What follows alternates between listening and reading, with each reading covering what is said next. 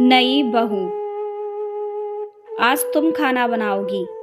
जिसने पानी का गिलास उठाकर कभी नहीं पिया था, उसे मेरी माँ ने हुक्म दे दिया। वह उठी, जैसे तैसे करके 3-4 घंटे लगाए और खाना बनाया, मगर नमक मिर्च उस टेस्ट के हिसाब से नहीं थे जिसे परफेक्ट कहा जाता है। इसलिए घर में किसी भी व्यक्ति ने वह खाना नहीं खाया और ऊपर से ताने मारने लगे कि माँ के घर से यही सीख कर आई हो। मैं 8 घंटे की ड्यूटी के बाद घर आया, अभी बैग भी नहीं रखा था कि माँ कहने लगी, हम तो सुबह से भूखे बैठे हैं, कुछ बाजार से ला दो खाने के लिए। मैंने एक नज़र अपनी डरी सहमी पत्नी पर डाली और मार्केट चला गया। खाना लेकर आया तो सब खाने पर टूट पड़े। मैं अपनी पत्नी का हाथ पकड़कर उसे रसोई घर में ले आया। क्या पकाया है आज? वह अपने आंसुओं को आंखों में रोकते हुए मुस्कुराने लगी। बाकी सबकी तरह तुम बाहर का खाना नहीं खाओगे क्या? नहीं, मुझे तो अपनी बीवी कविता के हाथ का बना खाना ही खाना है। उसने रसोई घर में ही मेरे लिए खाना लगा दिया।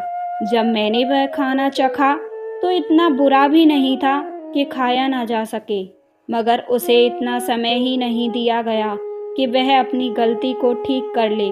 दोस्त मेरी पत्नी का नहीं था। शादी से पहले वह मास्टर कर रही थी और उसकी शादी हो गई। पढ़ाई के चक्कर में उसे घर का कामकाज करने का समय ही नहीं मिला। और दोस्त मेरी माँ का भी नहीं था, जिसने हाउसवाइफ बनकर सारी जिंदगी अपने बच्चों और पति के लिए अच्छा खाना बनाया था। तो वह कैसे अपनी बहू के हाथ का बना कम जायके वाला खाना खाती? मैंने उस दिन अपनी माँ की बात भी मान ली और पत्नी के हाथ का बना खाना भी खा लिया। मेरे एक काम ने मुझे मेरे जीवन साथी की नज़रों में हमेशा के लिए विश्वसनीय बना दिया। उस समय मैंने कविता का साथ दिया और आज मेरी पत्नी हर तरह के पकवान बनाना सीख गई है, या यूं कहूँ कि एक्सपर्ट हो गई है। अगर उस दिन मार्केट से खाना ना लाता तो माँ नाराज़ हो जाती और मैं माँ की बात सुनकर पत्नी को सबके सामने डांटने लगता तो शायद उसको बहुत दुख होता, क्योंकि अभी हमारी नई नई शादी थी। पत्नी को सबके सामने डांटने से पत्नी की इज्जत नहीं बल्कि खुद अपनी ही इज्जत खराब होती है और शायद वह मेरा आदर सम्मान करना भी छोड़ देती।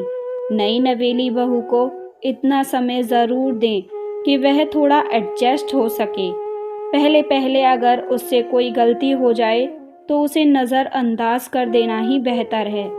कुछ दिन इसी हाल में गुजरे और कविता धीरे धीरे अपने आप को ससुराल में एडजस्ट कर रही थी, लेकिन मेरी माँ को उसको समझने में थोड़ी पीछे थी। वह कविता को समझ नहीं पा रही थी। अब तो कविता बहुत अच्छा खाना बनाने लगी थी, पर माँ को उसका खाना बिल्कुल भी रास नहीं आता था। एक दिन शाम को जब मैं ड्यूटी से घर लौट रहा था, जैसे ही मैंने बैग रखा, माँ ज़ोर ज़ोर से रोने लगी।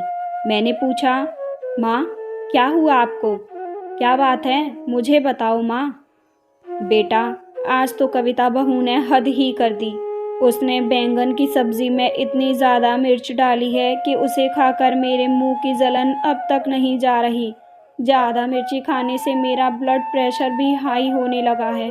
और जब मैंने बहू से पूछा, बहू इतने दिन हो गए हैं तुम्हें यहाँ रहते हुए, तुम्हें खाना बनाना नहीं आया, तो कविता ने मुझसे कहा, बुढ़िया तुझे खाना है तो खा ले, नहीं तो अपने बेटे से बाहर से मंगा लियो। अच्छा माँ, मैं बात करता हूँ कविता से। जहाँ तक मुझे उम्मीद थी कविता ऐसा नहीं कर सकती थी, पर एक तरफ दिल अपनी माँ की बातों की ओर जा रहा था। जिसने मुझे जन्म दिया है वह मुझसे झूठ नहीं बोल सकती। मैं बहुत बड़ी कश्मकश में था। पता नहीं यहाँ बीवी सच है या माँ, मुझे कुछ समझ नहीं आ रहा था। अपने कमरे में गया तो वहाँ कविता भी मुझे रोती हुई मिली। मैंने कविता को माँ की बातें सुनकर डांटा नहीं। मैं उसके पास बैठा, उसका हाथ अपने हाथ में रखा और उसको पूछा, कविता क्या बात है, तुम रो क्यों रही हो? नहीं जी, कुछ नहीं। प्लीज़ बताओ कविता, क्या बात है? मैं हमेशा तुम्हारे साथ हूँ, तुम मेरी पत्नी हो, हम जीवन साथी हैं। चाहे कोई भी मुश्किल आए, मैं तुम्हारा साथ कभी नहीं छोड़ूंगा। इस शब्द को सुनकर कविता ने मुझे गले लगा लिया और कविता कहने लगी, बात कुछ नहीं है, मुझे मेरे मायके जाने का मन कर रहा है। मुझे माँ की बड़ी याद आ रही है।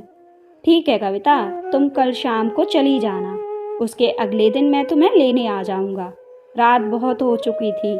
टेंशन की वजह से ना कविता ने खाना खाया था और ना ही मैंने। अगली सुबह ऑफिस जाने की तैयारी कर रहा था। कविता मेरे लिए चाय लाई। ये लीजिए, चाय पी कर जाइएगा। आपने रात को भी खाना नहीं खाया था। खाना तो मैडम आपने भी नहीं खाया था। कविता, अगर तुम्हें बुरा ना लगे तो मैं तुमसे एक बात पूछ सकता हूँ? क्या जी? पूछिए। अपने पति की बातों का भला मुझे क्यों बुरा लगेगा? क्या ये सच है कि कल तुमने माँ को उल्टा सीधा बोला? माँ ने मुझे बताया, कविता कह रही थी, ए बुढ़िया, खाना खाना है तो खा, नहीं तो अपने बेटे से बाहर से मंगा लियो। मेरे इतना पूछने पर कविता की आंखों से मानो आंसुओं की नदियां बह गई हों। उसने तुरंत ही अपने पेट पर हाथ रखा जिसमें 3 महीने की जान पल रही थी। कविता, जी मैं अपने बच्चे की कसम खाती हूँ, मैंने माँ को ऐसा नहीं बोला।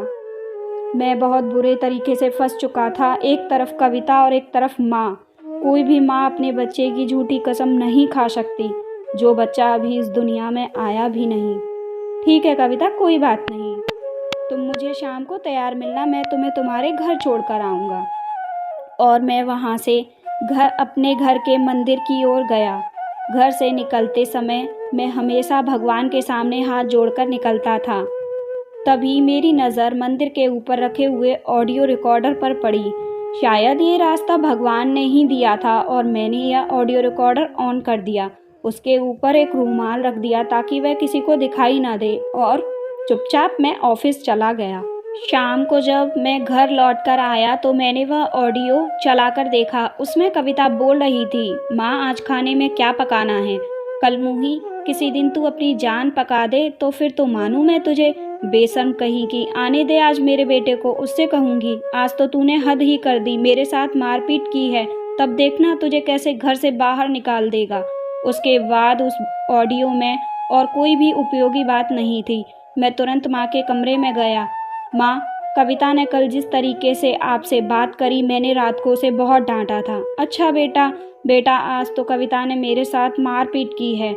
माँ, कहने में अच्छा तो नहीं लग रहा, लेकिन फिर भी मैं आपसे कहता हूँ, क्या मैंने आपकी ही कोख से जन्म लिया था? मैं और कविता ये घर छोड़कर जा रहे हैं। बाहर के लोगों को सिर्फ ये दिखाई देता है कि बहू बेटे अपने माँ बाप को साथ नहीं रखते। उन्हें ये क्यों नहीं दिखता, हमेशा बहू की गलती नहीं होती, कभी कभी बहू के घर आ जाने से सास भी बदल जाती हैं। दोस्तों, कौन कौन मेरी बात से सहमत है? कमेंट बॉक्स में कमेंट करके ज़रूर बताइएगा। उम्मीद करती हूँ आपको मेरी स्टोरी अच्छी लगी होगी। अगर अच्छी लगी तो प्लीज़ मेरे चैनल को सब्सक्राइब करें।